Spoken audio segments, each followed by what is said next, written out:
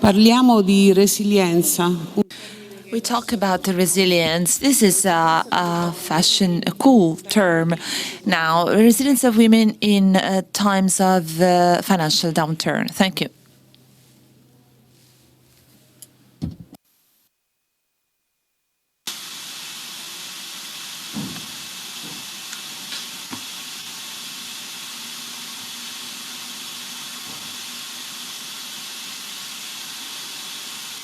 Yes, hi. Hi, welcome to this session of the Women G20. I'm Tonia Mastrobuoni. I work for Repubblica. I'm correspondent from Berlin, and I'm ECB watcher. I've been for many years. I'm very pleased to introduce the session. I will moderate this session about women's resilience in times of economic crisis. But of course, it will be more. It will be also about the pandemic and the challenges that women have had to suffer in this very long corona crisis, which is still not over. So as we're late, I would like to introduce immediately our panelists, because I know that someone has to leave us earlier than the end of the panel. So as we know, women have lost their jobs more often than men during the pandemic, and women have had the burden of the closed schools, of course. So they have been double challenged by this crisis, and so I would enlarge our discussion to what is happening now, what would happen in the future, and as I said. Mara Panagia, I hope I'm pronouncing the name correctly, will have to leave us soon. So I would introduce her first. She's general manager at laundry and home care at Henkel Italia. And I would like to ask her, I would go immediately in medias res, and what I would like to ask her, we know that the recovery fund, which has, of course, been absorbed by the Next Generation EU, will ensure us a great recovery in occupation and growth.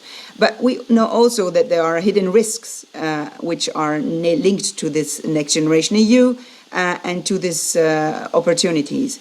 I'm referring to the fact that 57% of the money that will be spent on the Next Generation EU will be dedicated to digital and green. And digital and green are sectors which are mainly occupied by men. So we have had a lot of job losses among women during the pandemic. And so we will have to be very careful that the recovery takes account of these job losses and takes account also of the caveats of this Next Generation EU. So Mara Panagia, I don't know if you are connected, if you can hear us, and I would like to ask you, how would you suggest that we of course, that we face the Next Generation EU and all the challenges of the recovery, including women? Tanya, so my name is Mara Panaia. Good afternoon to everybody. Happy to be here with you. So I believe that, first of all, is a very good opportunity that the mission number 5 of Next Generation is including gender equality, but also talking about young generation and geographic areas.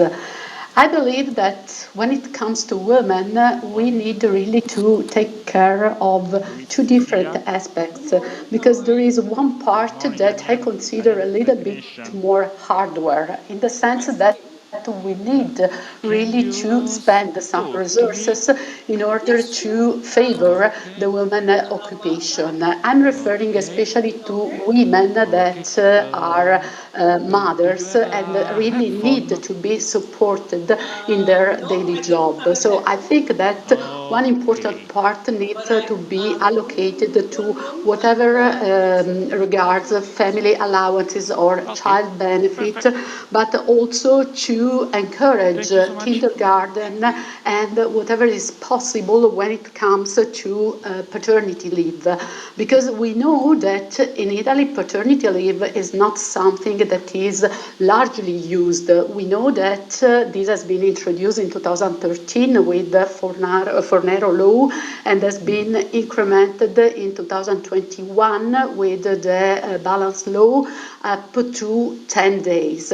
But this is not still enough, and we need really to increase this part and have the possibility that men can work more and more together with women to create this passage. I also believe, and I've listened to this in the previous speeches, that what is important also is to work in this gender pay gap, because we also need to have women that can be paid the same way of women. But Tonia, to me, what is also important is that besides this hardware part, there is also kind of the software part, because what is also important in women that really work or like me try to do career in their life is also the importance of judgment and the trust towards these women. You might know that I've worked 5 years in Germany, commuting every week and leaving my husband and 2 children here in Italy. And of course, I was from one side really hit by kind of guiltiness, and at the same time I was also quite judged. So I believe that we need also a transformation in the mindset and in a way in which we consider women that work. Lastly, if you allow me, I would also like to add a point, because we also now assist to women that try to behave a little bit like men, while I believe that the real richness, the real added value of women working is really the fact that they can act as a woman and that they can bring their women experience in the daily life. Because I believe that there are some characteristics that are peculiar of women and that can really enrich a company, like the listening, the inclusion, the passions, lots of characteristics that companies need in order to progress.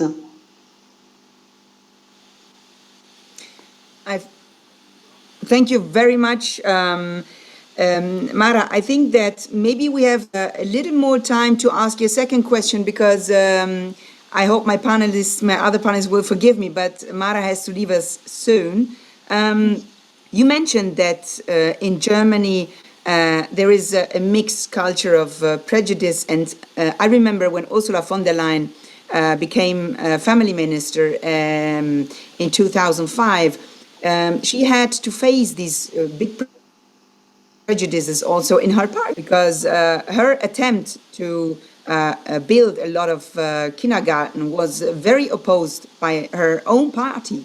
So this is a cultural battle that we have to do also in Italy, because I want to remind you that in the PNRR that was presented by the Draghi government in Brussels, I think the targets are very low, because I think a participation of children to kindergarten of 33%, which are Correct. the goals of Lisbon of 15 years ago, is a bit, is not very brave, is it, Mara?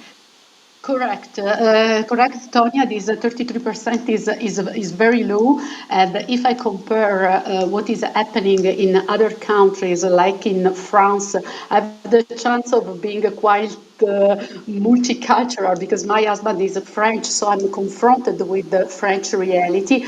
I realize that Italy stands quite behind compared to other countries.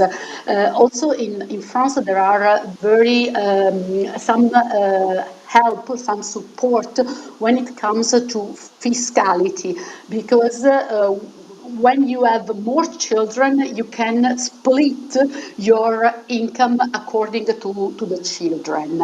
So this is one point. But you're right, unfortunately in Italy we stand quite behind, not only when it comes to kindergarten, but also when it comes to the percentage of female occupancy, because you might know that in Italy less than one woman out of two is working compared to 67% in Germany and up to 70 in France.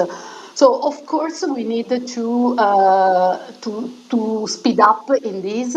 I see that the government Draghi is doing quite a lot. They are thinking about a new kind of family check, universal, and also kind of bonus of babysitting that can, of course, favor the female employment.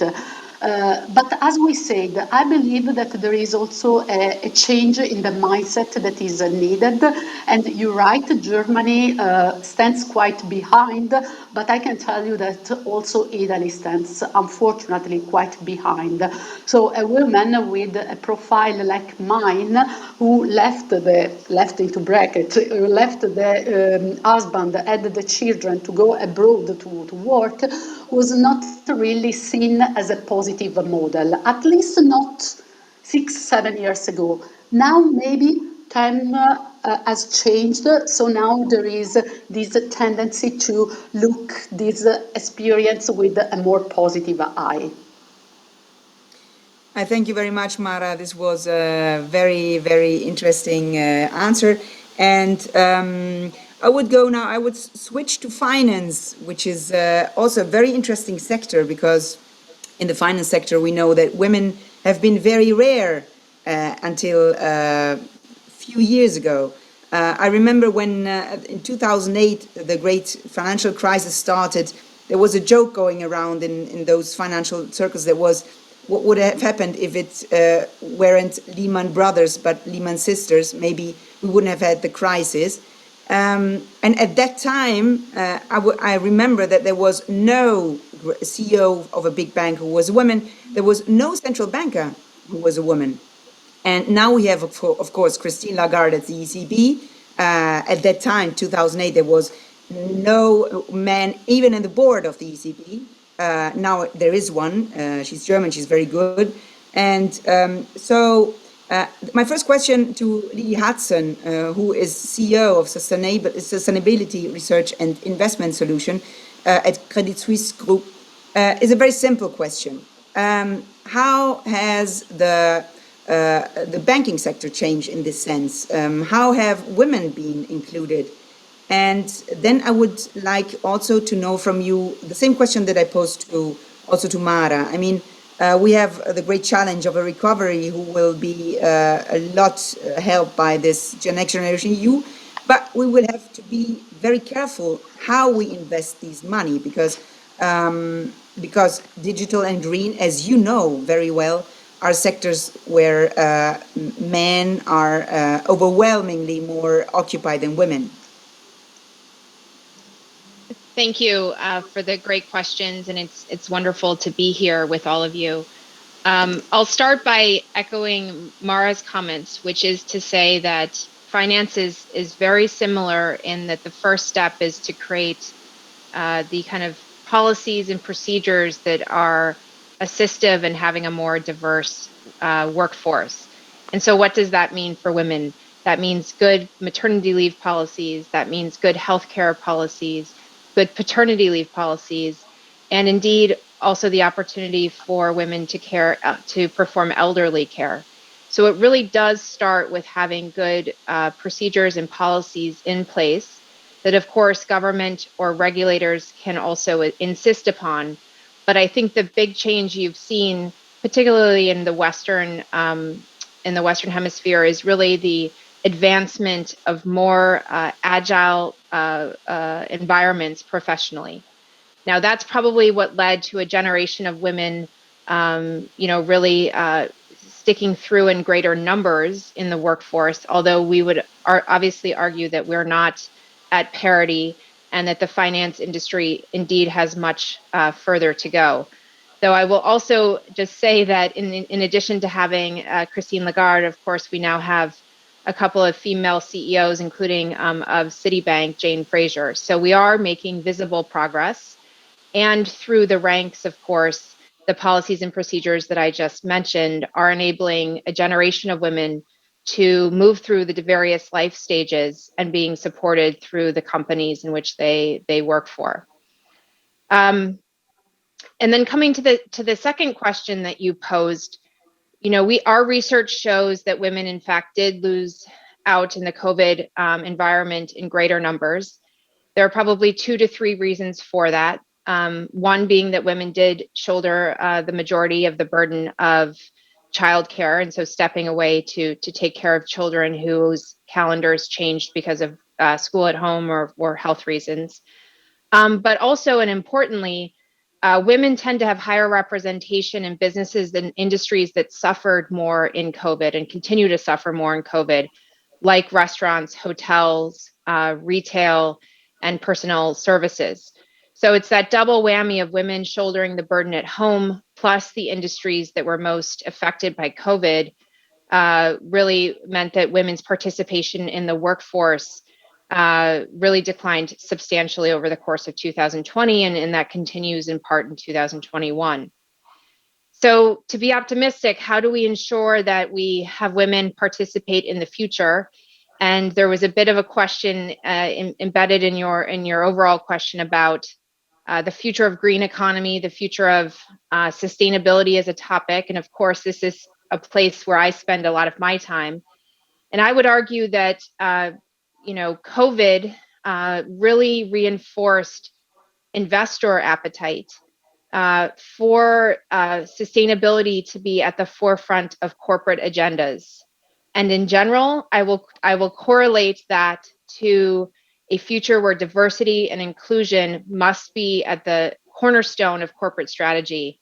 And therefore, I'm quite optimistic that we're going to make greater strides in having a more inclusive economic fabric going forward, because the data supports that more diverse and particularly gender diverse organizations have better returns, have higher returns on sales, have higher return on equity. And therefore, coupled with what we're going to do, which is build back better, and the investor appetite for seeing diversity and inclusion at the center of strategy, I'm quite optimistic in this regard.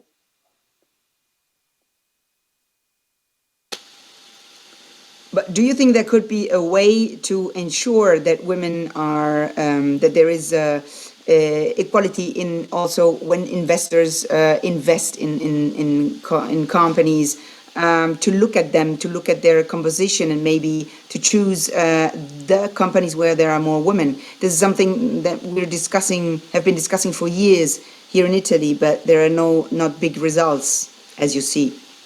Yeah, well, the topic of, and there are different words depending on which geography you're residing in.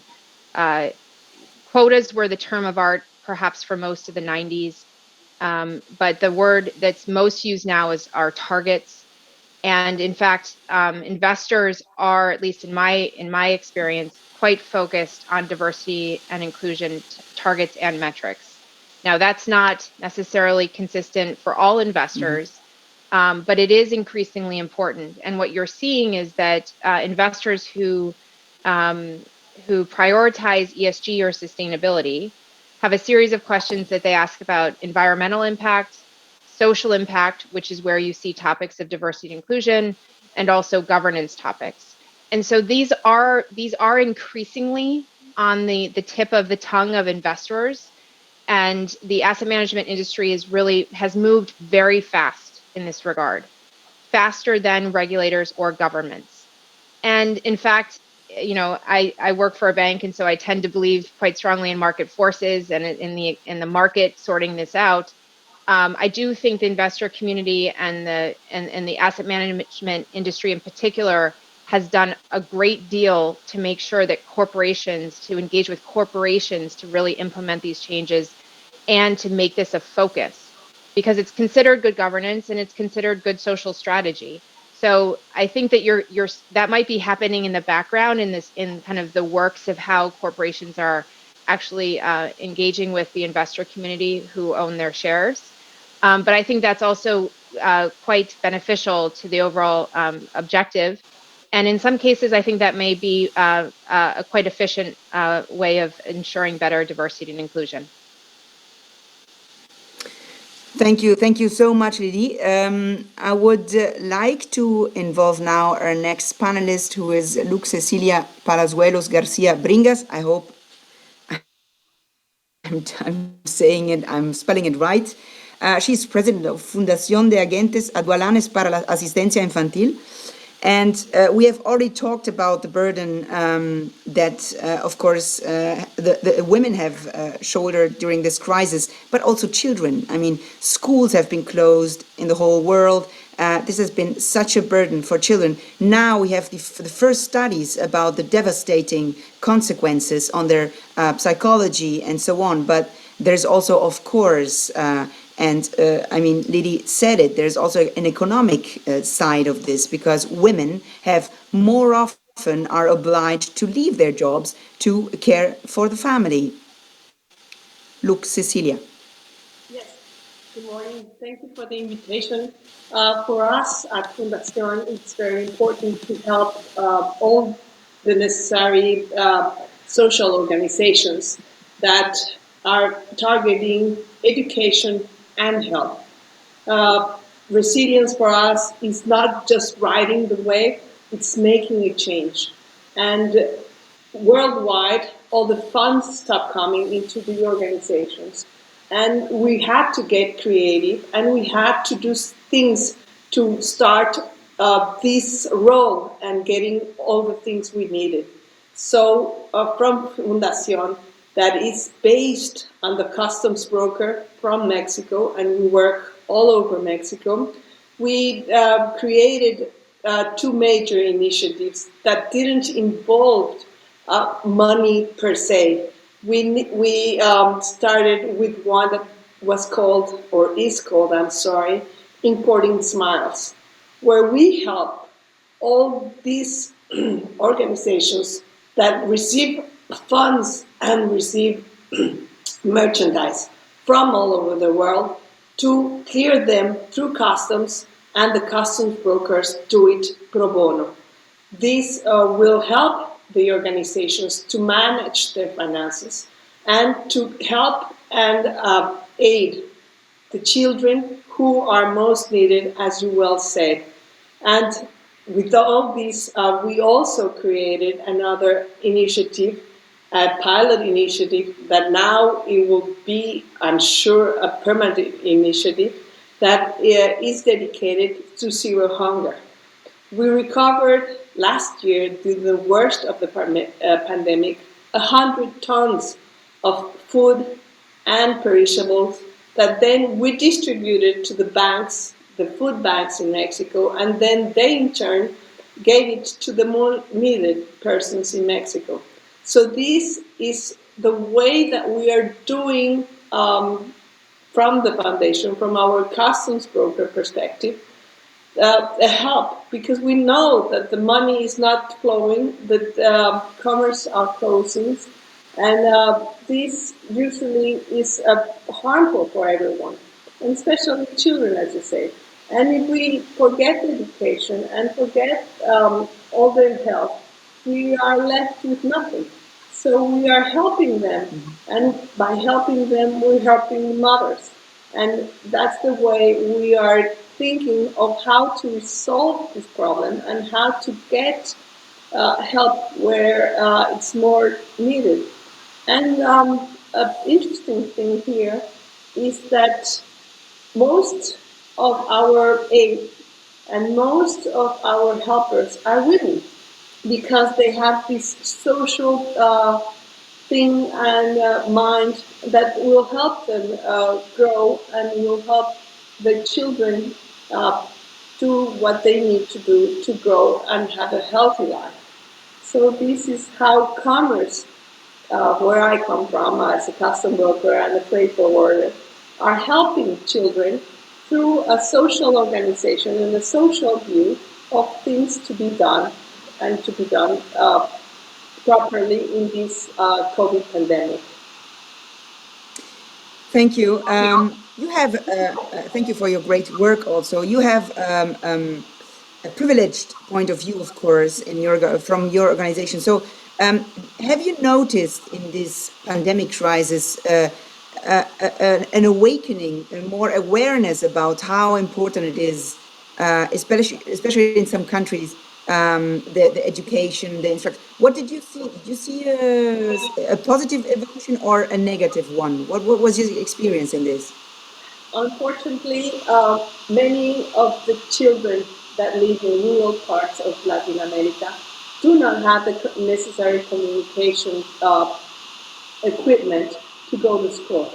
Now school is Exactly. online and we cannot do it and we cannot get to them. So we have all these children going 50 years back to where the education needed. So we also created a special perspective. All of those computers that we usually use, or we consider them that they're not up to date, we have been donating them and putting them up to point so we can donate them to these rural cities and kids so they can use them to get into school, because that's a huge gap that we have. Usually we just think about the cities, but we're forgetting the countryside, where there are also kids who need education and who cannot have or a computer or cell phone to get into school. So these are the initiatives created by a group of women trying to help these kids go to school and to shorten the gap that we have between the privileged kid and the kid that doesn't have all the necessary things to go to school. Thank you so much, Cecilia. Thank you. And our last panelist is Giada Zhang. It is really last but not least. She is CEO of a Mulan Group. It's a very virtuous group because you hired a lot of women, right, Giada? Yes, absolutely. I will tell you more about the company. Yes, definitely. Yes. And so, I'm sorry, I have also for you this question, I mean, about the trauma of the pandemic, especially for women, and what should we do now, and what will you do as a company to ensure that this recovery will be also recovery for women? Thank you. So, the company name is actually Mulan, and Mulan, as you can tell from the name, probably most of you have seen the movie, have watched the movie of Mulan from Disney. The name of Mulan is actually from it's a true woman, a warrior who. It's not just a nice fairy tale, but it's a true story. So today the company is called Mulan because we are three sisters. And since we are born from our Asian family, we believe that there is no difference between male and women, and we need to fight like a warrior every day. So our company today has more female employees than male employees, and definitely the gender gap, the gender issue, and gender pay is something that we're trying to make a difference every single day. One of the things that we have realized after hiring so many women in the last few years is that one of the most important thing is really the freedom of women at home, and this freedom comes from economic solutions. So most of the time, women tend to pick someone older than their age because of maturity, and when there is this gap of age, it's like compound interest. Lydie for sure knows it. Like age gaps start small and then they keep growing significantly. And this makes a difference in terms of pay, and that makes a difference of freedom as well. Another big difference, another key takeaway that we learned was actually the mutual support at home. So in particular, when we fight, we don't just fight for equal pay at work, but we also fight for mutual support at home. And for that, what I mean is that we help, or at least we try, to really push our female employees to find a partner who supports you. And last but not least is actually empowerment for women. So empowerment for women, that's super interesting. Empowerment for women actually starts often at work and then gets brought home. While men, gender balance is usually learned at home and then they bring it back to work. This is like a very important concept because gender balance and at home or at work are really flip sides of the same coin. It's almost impossible to have like one without the other. That's why we truly believe in the so-called he for she.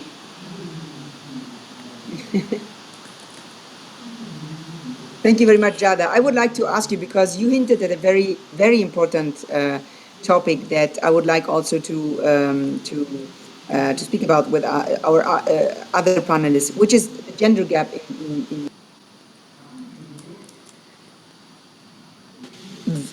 Hello, do you hear me? Yep.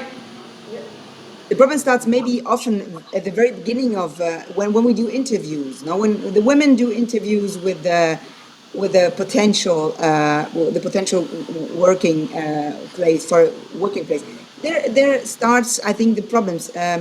How would you recommend to women to, for example, to do an interview? I mean, you are the boss of a company. What is important that a woman does? What do women? What do men that women don't? Because we have a lot of figures about the statistics. Not that we're often more insecure and men are more secure. So, what would you recommend? Absolutely. So I think the biggest difference is confidence. When I make a job posting and I give like 5 requirements, usually women, when they think they have like 3 out of 5, they feel like I'm not enough. Whereas men, even when they have 1 or 2 requirements out of 5, they're like, you know what, I'm gonna try anyways. Worst case scenario, I'm not gonna get in. So that's the main difference. They don't have enough confidence, whereas men, they just feel like, let me just try, I'm not losing anything. Whereas women, when they try something, is because they feel like they have everything, perfectly in line to apply. Therefore, we always aim for perfection, but sometimes we should also be imperfectionists so that we can seize the opportunities and make, our own path, our own future, and our own freedom. I want to pose, of course, the same question to Lily, because when a woman wants to work in a bank, maybe there's also some bias, no? I don't know if in your experience, if there still is, when a woman does an interview or a man. So I would ask you the same question. What would you recommend to women who are basically more insecure when they go to make interviews? Sure, and I'll answer that question. But if I could, I'll come back to how I started my first response, which is, as a private sector organization, one of our objectives has been to reduce the bias in the policies and procedures around interviewing, which includes how we do job postings to scrub or reduce implicit bias so that we do get the broadest and most diverse applicant base. And this is another feature of research that's been widely published. But it turns out that the way you write a job spec can actually, really narrow your potential applicants quite quickly. So we are very focused on making sure we have the right job descriptions. And secondly, having diverse slates. We think this is very important as well. So we've put in certain policies so that when you are interviewing for roles, you make sure to have a diverse group of people that are applying, so that you actually have your best shot at hiring diverse candidates. But then coming back to the heart of your question, indeed, I think that oftentimes there is a bit of some sort of insecurity or some sort of holding back that women may have. And really what I encourage my colleagues, my friends, my sisters, girlfriends, whoever they are, women that I mentor, you really just have to sometimes pretend that you're one of the guys, and how would they have played that interview? How would they engage? And oftentimes, really thinking of who your role model is, even if it's another very strong woman. I think that's very important. So confidence is super, super important, and practice.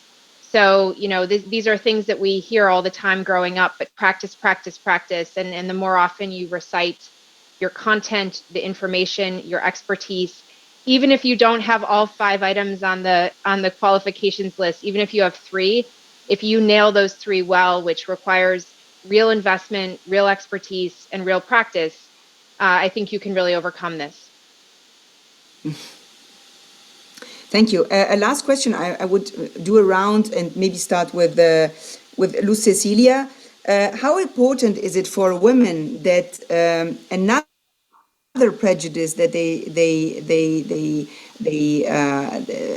can't do maths, for example, or physics, is taken from them from beginning with school?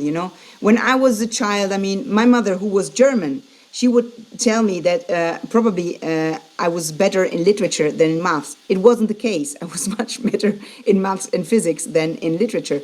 But this was an education model, a very wrong one, which was also very, very, very common in Western Europe. So I imagine that in Latin America, maybe it's similar, that women are not very encouraged to do, things like economists or physics or chemistry. I don't know. You can tell me better, Luz Cecilia. Which is also very important, of course, for their future jobs. Exactly, you're right. It seems that we only push for arts or push for something that's not physical, but we tend to tell our little girls, your imagination can take you wherever you want. You don't need physical strength to do a job, you need knowledge. And the more you study, and the more you learn, and the more you practice, you will be able to reach the stars and make your dreams. So we aim and push all the girls to reach their dreams, to make the impossible possible for them, by helping them, by using all that we have in hand to show them that they have the strength, that they have the capacity, that they have everything in their minds and in their bodies to do whatever they dream and to get wherever they want to go. If it's math, if it's science, if it's being an astronaut, if it's moving a box, they can do it because they have the strength within them to do whatever they need. Thank you. Wait. I'm sorry, I had a technical problem. So, Jara, I would ask you the same. Maybe in the country where you grew up, there wasn't a problem for girls who want to study mathematics or economics, or they are very encouraged. You tell us. So still they are not encouraged enough, and I think what the main difference here can play really in the future for the next coming generations is really to have more role models. The same people who today are the panelists who are speaking, they are role models for all the new generation, and I truly believe in the fact that if she can see it, she can be it. And the main issue here today in Italy, in Europe, is that if you think of any female role model, you don't have that many. Everything that you can actually come to your mind are all American names. That's because we're not doing enough, and we definitely need to find new role models. So please, this is actually, an invitation to all the women out there. In any, job, in any situation, you can always be a role model to a younger generation. So please try to be a mentor. Try to help them in their growth so that they are not going to make the same mistakes that you did. And I would like to pose a similar question to Lili, because Jara said role models are very important. That's true. But even when they are role models, like I would say, we could all be, Angela Merkel is a role model, right? She's the first woman chancellor. She was the youngest when she became chancellor in 2005. But even in Germany, the gender gap in 16 years that she was chancellor didn't become much better. If I'm not wrong, 1 or 2 points. So it is about role models for sure, but these role models have also to do maybe some efforts in not in practical politics. I don't know. What do you think, Lily? Yeah, I'd say it's role models coupled with two more factors. The first is sponsorship, which I use that word. Unfortunately, I don't know the translation into Italian, but it's a very specific word in women's advancement or diverse advancement, which goes beyond mentorship. And we really need to invest into sponsorship relationships, which I encourage, we probably don't have time here today, but I encourage everybody to really read into that, because when you create sponsorship relationships where historically role models don't always have to get something done on behalf of the mentee, sponsorship relationships are the key to unlocking that next promotion, that next advancement, that next compensation raise. And I would suggest that sponsorship is super important. And then the final element has been raised by Giada and others on this call today, which is just fearlessness of the women in the room, in the virtual room, and the women that we're raising and friends with and that we interact with. And that's really where we all have to forge a new path and collectively change the landscape in which we're all operating. And that's a bit of bravery and a bit of fearlessness and a bit of imagination, but coupled with sponsorship and role models. Again, I think those are the critical ingredients, along with the education and other training elements we've discussed today. Thank you very, very much. Thank you to Lily Hudson, CEO of Sustainability Research and Investment Solutions at Credit Suisse Group. Thank you to Luz Cecilia Palagueros Garcia Bringas. She's president of Fundación Gentes Adelanes para la Asistencia Infantil. I'm sorry if I spelled it wrong. Thank you to Mara Panagia. She had to leave us, but we had a very, very interesting session at the beginning. She's general manager of laundry and home care of Henkel Italia. And thank you very much also to Giada Zhang, CEO of Mulan Group. Thank you for your wonderful responses, for your wonderful answers. And yes, I would get back to line to Rome, to the next Women G20 session. Thank you very much. Bye-bye.